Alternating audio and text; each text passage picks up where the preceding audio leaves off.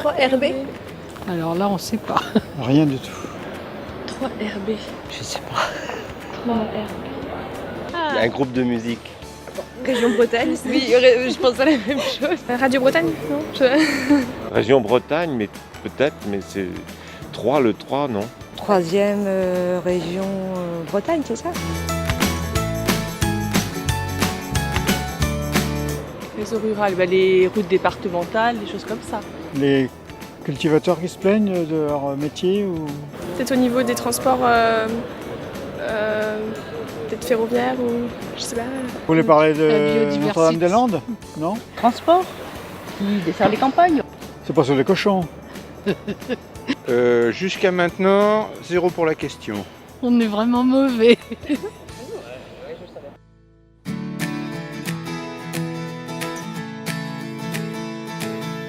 Depuis 2007, l'Europe a initié la mise en place d'un réseau rural dans chaque État membre. La France, elle, a décidé d'en créer un par région. Et chez nous, en Bretagne, le réseau rural a pour vocation de créer du lien entre les élus, les agriculteurs, les associations, les entrepreneurs, les agents de développement. Bref, entre les différents acteurs du monde rural breton. 25% de la population européenne, comme d'ailleurs de la population française, vit en zone rurale. L'Europe est donc fortement mobilisée en faveur du développement rural. À ce titre, elle a demandé aux États membres de créer des réseaux ruraux. La France a créé un réseau national et, en partenariat avec les collectivités locales, 26 réseaux régionaux.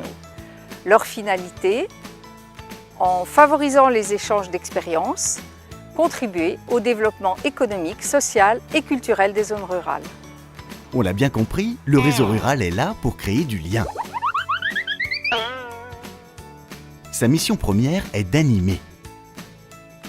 Grande soirée réseau rural 2013. Non mais pas n'importe comment. À travers différents groupes de travail, services à la population, ressources du territoire, énergie, santé, chacun des groupes s'emparant d'un sujet comme par exemple expérience innovante de circuits courts. Au niveau du réseau rural breton, j'étais responsable d'un projet qui était intitulé Approche croisée des circuits de proximité à l'échelle de territoire de projet au niveau de la Bretagne. Et ce que je retiens de cette expérience, c'est le caractère multisectoriel, notamment la dimension culturelle qui était intégrée à ce projet et qui nous a véritablement permis de sortir de notre secteur d'activité, d'en croiser d'autres, de voir que nous avions, au-delà de la diversité, une certaine unité et un apport qu'on pouvait capitaliser et apporter au territoire. À travers ces groupes de travail et à travers le réseau, des idées, des concepts naissent. Le réseau est là pour vous aider à les partager. Bon, d'accord, les réseaux, c'est pas nouveau. Aujourd'hui, on peut partager tout et n'importe quoi, avec nos relations proches ou avec n'importe qui, à vrai dire. Mais le réseau rural est bien plus qu'un réseau virtuel. Il vous permet de vous rencontrer pour échanger sur des thèmes communs, à travers des ateliers, des visites de terrain, réunions d'information, sur la transition énergétique, le foncier ou toute autre problématique. Donc, dans le cadre du réseau rural, on a mené une action en 2012 sur les services. Et ce qui était intéressant pour le milieu associatif, c'était de pouvoir se retrouver autour d'une table avec des acteurs de leur territoire pour échanger et partager leur vision du milieu rural et pouvoir proposer, réfléchir ensemble à des projets cohérents de territoire et répondre aux besoins des populations. Ce que nous a permis le réseau rural breton, c'est de travailler à la mise en place de nouveaux partenariats. Et je pense en particulier à un partenariat qu'on a pu mettre en place avec la Fédération régionale Famille Rurale et avec la CPCA, la Conférence permanente des coordinations associatives.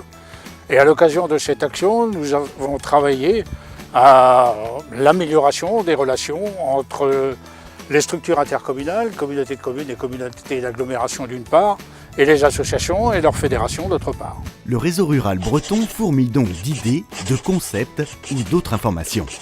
Mais ces informations, si elles ne sont pas valorisées, elles peuvent finir aux oubliettes. Le réseau rural est là pour valoriser vos idées, pour les diffuser. Fiches techniques, guides, newsletters, site internet, autant d'outils méthodologiques qui donnent à chacun un accès rapide à ces informations. Le réseau rural breton, c'est un outil au service des acteurs du monde rural. Ces acteurs, qui viennent généralement d'horizons divers, ont le plaisir déjà de se rencontrer, définissent des projets, les conduisent ensemble, et finalement cet outil, il est ce qu'on veut bien en faire. Il me semble que c'était un apport extrêmement intéressant, enrichissant, à la fois pour les élus, mais également pour la société civile. Cela permet de confronter ces idées et d'apporter autre chose au débat, et de permettre aussi de mettre en place des expériences et des projets tout à fait innovants.